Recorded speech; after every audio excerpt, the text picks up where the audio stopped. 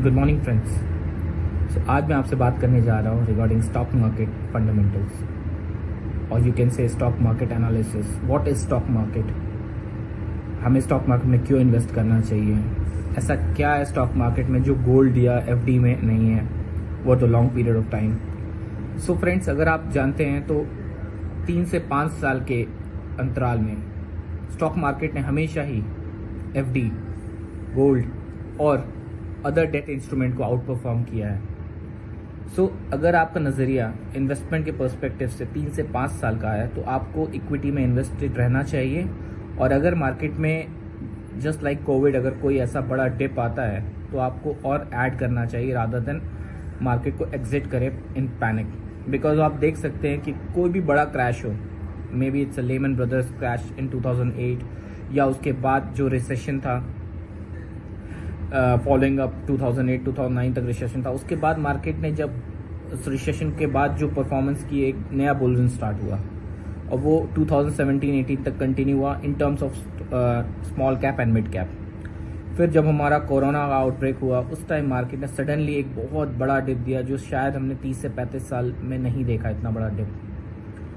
उस डिप के बाद जो रिकवरी हुई उसे वी शेप रिकवरी कहते हैं। उसका मतलब मार्केट जितनी तेजी से गिरा उतनी ही तेजी से मार्केट ने रिकवरी दिखाई, और रिकवरी ही नहीं, इनफैक्ट मार्केट उससे कहीं ऊपर लेवल पे जाके टिका। और ये तो इंडेक्स की बात है, स्टॉक्स तो कई मल्टीपल रिटर्न्स दे चुके हैं सिंस कोविड आउटब्रेक। तो फ्रेंड्स, इसीलिए कहते हैं अगर आपका नज़रिया 3 से 5 साल का है तो आपको हमेशा ही स्टॉक मार्केट में इन्वेस्टेड रहना चाहिए। Gold is also a good option, but gold को हेज की तरह देखते हैं। हेज क्या होता है और हेजिंग क्या होती है मैं किसी और वीडियो में शेयर करूंगा। बट गोल्ड को इन्फ्लेशन की हेजिंग के लिए यूज़ करते हैं कि अगर आप इन्फ्लेशन बढ़ रहा है, अगर आपके पास गोल्ड है तो ऑटोमेटिकली गोल्ड के रेट्स ऊपर जाएंगे। बट आपका पोर्टफोलियो का मैक्सिमम एलोकेशन या आपके इन्वेस्टमेंट का maximum allocation 80 to 85% should be in equity and 10 to 15% should be in gold. Fix deposit it's just waste of money, I would really say, क्योंकि fix deposit में आपको returns भी बहुत ही moderate होते हैं, प्लस उसका जो भी रिटर्न है वो डायरेक्ट टैक्सेबल होता है। सो सपोज करिए आप 10% टैक्स ब्रैकेट में तो आपको वो रिटर्न पे 10% टैक्स लगेगा आपके इंटरेस्ट पे। आप 20% ब्रैकेट पे तो 20% लगेगा। आप 30% के ब्रैकेट में तो आपको 30% टैक्स लगेगा जो आपने इंटरेस्ट अर्न किया है।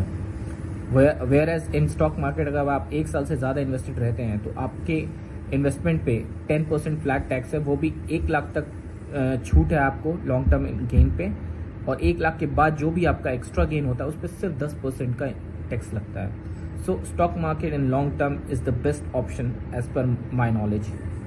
सो दोस्तों, आपको ये वीडियो कैसा लगा प्लीज़ बताइएगा, और अगर आपको मेरा वीडियो अच्छा लगा तो प्लीज़ लाइक एंड सब्सक्राइब करिएगा। मैं अपने आने वाले वीडियोज़ में स्टॉक मार्केट के और पैरामीटर्स और यू कैन से और टर्म्स के बारे में डिस्कशन करूँगा, जैसे support and resistance, stock market, stocks fundamental analysis, stocks technical analysis, trading, investment कैसे हम सेग्रीगेट करें, ट्रेडिंग में हमें क्या व्यू लेना है, इन्वेस्टमेंट में हमें क्या व्यू लेना है, ये सारी चीज़ें मैं डिटेल में एक वीडियो में डिस्कस करने वाला हूँ। सो अभी के लिए इतना ही। Thank you and have a nice day.